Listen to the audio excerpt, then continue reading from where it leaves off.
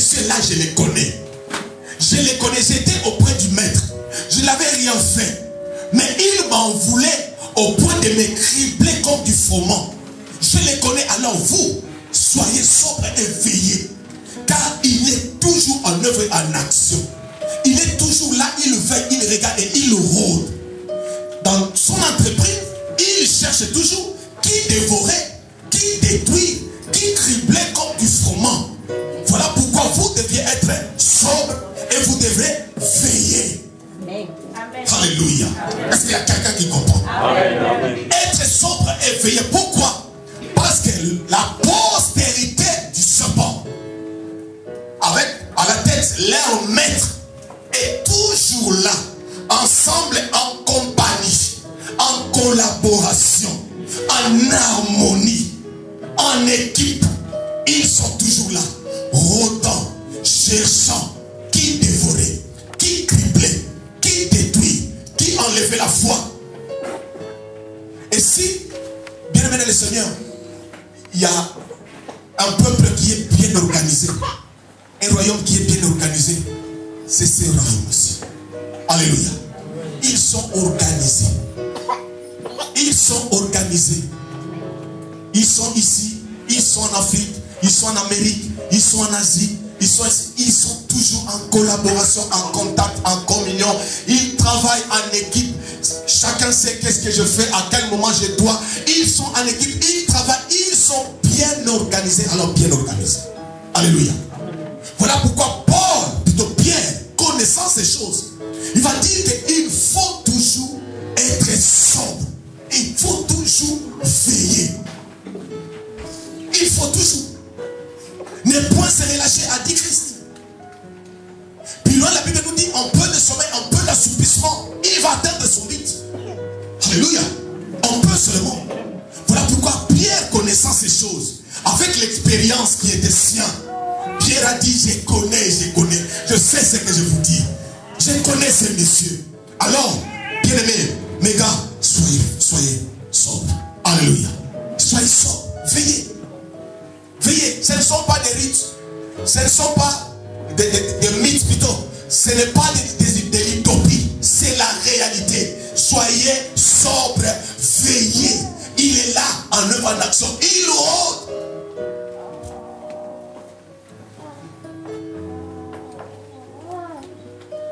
Voilà pourquoi tu dois être averti. Aujourd'hui, Pierre n'est pas là. Aujourd'hui, le Seigneur se sert d'une bouche pour t'avertir, pour te parler, pour que tu saches que tu n'es pas que physique. Le physique n'est qu'une enveloppe. C'est important aussi que ça soit en bonne santé, que ça soit bien. Mais l'essentiel est caché. L'essentiel est dedans.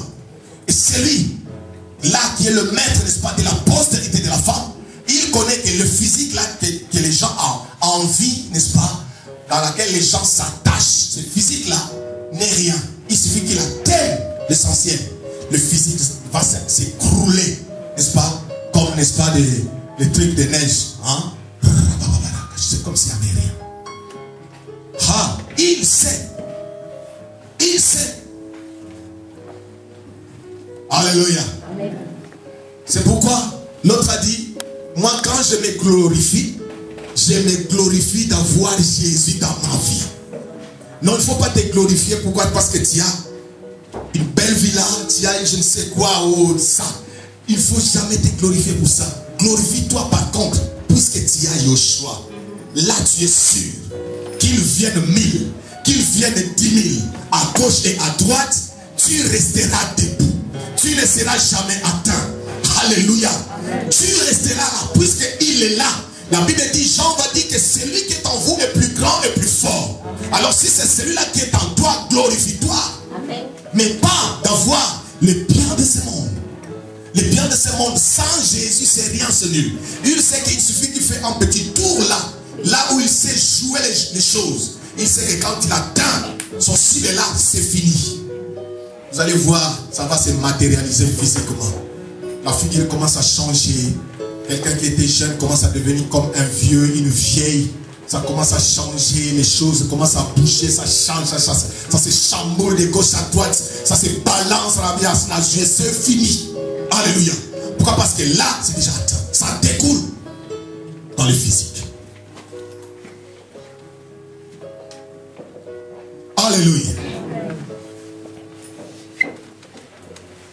je mettrai inimitié. L'inimitié est là. Tu ne peux pas échapper de ça. Tu ne peux pas t'exempter. Non.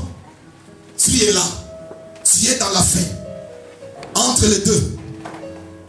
Ou de l'un ou de gauche. Ou à droite. Alléluia. Tu es là.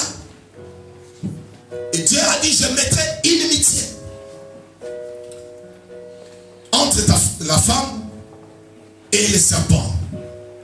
Et entre les deux postérités. Et vous devez savoir que quand l'ange qui s'appelait Lucifer, quand il était déchu, quand il était précipité, il avait pris avec lui un tiers d'anges qui étaient à ses côtés dans sa rébellion. Il les a entraînés avec lui sur la terre. Qui étaient devenus par la suite, n'est-ce pas, des démons. Voilà pourquoi vous voyez, il y a des myriades de démons sur la terre. Alléluia. Qui traînent ici et là. Pourquoi? Parce qu'ils étaient entraînés dans la chute de leur maître, en qui ils avaient obéi.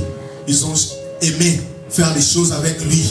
Lui qui a voulu être. Alléluia. Et Dieu l'a précipité avec lui tous les anges qu'il avait soutenus. Alléluia. Ils étaient devenus maintenant, ils sont aujourd'hui des démons. Donc, voilà, vous voyez-vous qu'il y a toute cette armée-là. Et sur la terre, il a pris aussi, n'est-ce pas, des acolytes.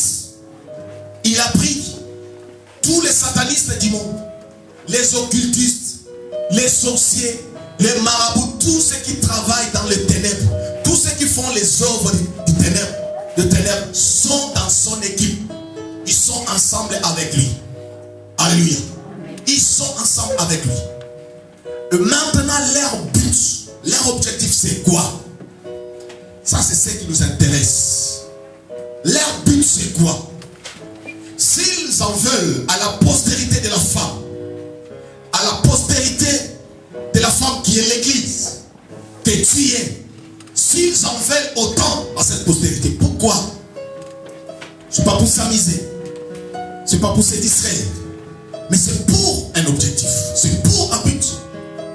Le but, c'est quoi? Le but de l'ennemi, le diable, c'est d'abord et avant tout maintenir le peuple de Dieu dans l'ignorance et dans la vie de péché, pour les entraîner par la suite en enfer ensemble avec lui. Son sort à lui, le sort qui lui a été réservé à lui. Maintenant pour lui, il trouve que non, Antoinette aussi, Marie-Jacques aussi, je ne sais qui aussi, lui aussi il doit subir le même sort que moi. Il faut que je l'entraîne avec moi. Il faut qu'il vienne avec moi. Alléluia.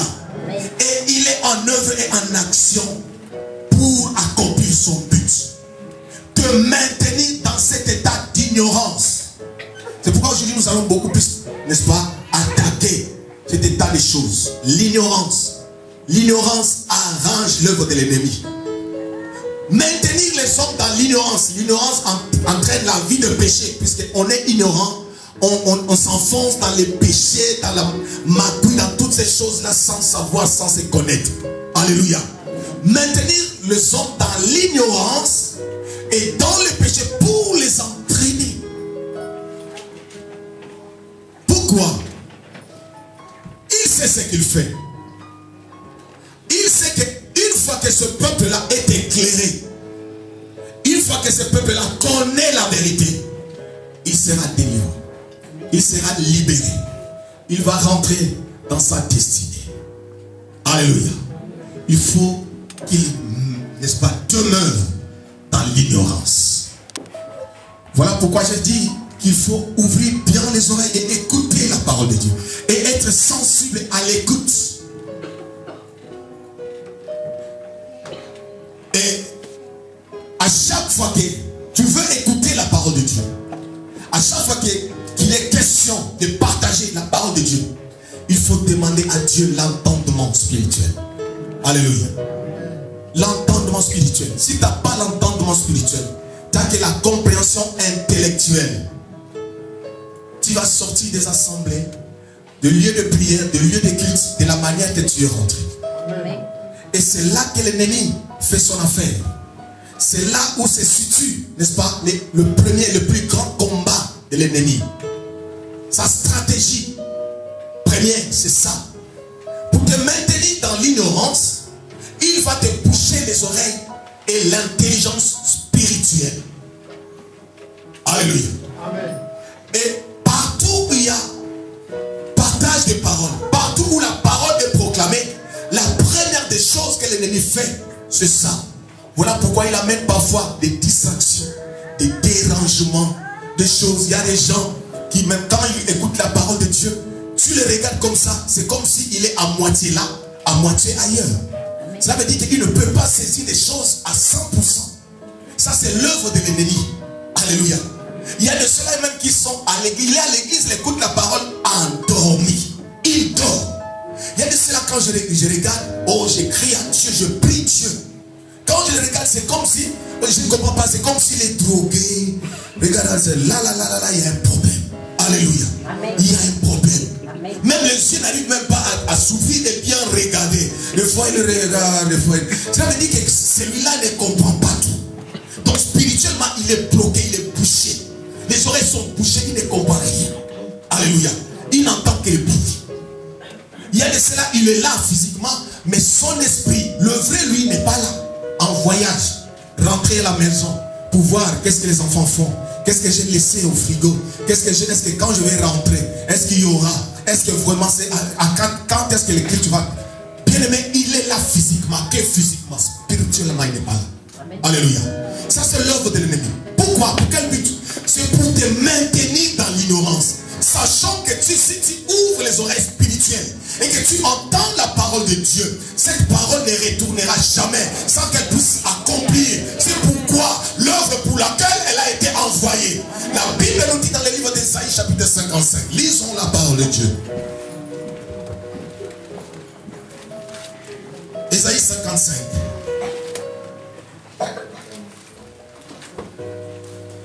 Allons lentement pour comprendre. Je ne veux pas trop crier, trop aller vite. Il faut que nous comprenions. Vous connaîtrez la vérité. Il faut que nous connaissions toute la vérité pour que nous soyons réellement libres. Ésaïe 55, 10 et 11.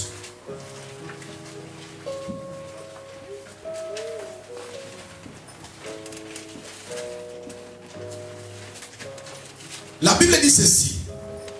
10 et 11, la Bible dit: comme la pluie et la neige descendent des cieux et n'y retournent pas sans avoir arrosé, fécondé la terre et fait germer les plantes, sans avoir donné de la semence au semeur et du pain à celui qui mange. Ainsi en est-il de ma parole qui sort de ma bouche. Elle ne retourne point à moi sans effet, sans avoir exécuté ma volonté et accompli mes desseins. Alléluia. La parole de Dieu. Quand Dieu envoie sa parole à son peuple ou pour son peuple, cette parole ne retourne pas vers lui sans qu'elle puisse exécuter la volonté de celui qui l'a envoyé. Sans qu'elle puisse accomplir les desseins de celui qui l'a envoyé. Donc cela veut dire que la parole de Dieu a un impact terrible dans la vie de la personne qui la reçoit. Et le diable le sait. La Bible dit qu'il envoya sa parole et sa parole a guéri. Il connaît, n'est-ce pas, la puissance de la parole. Il sait que le monde a été créé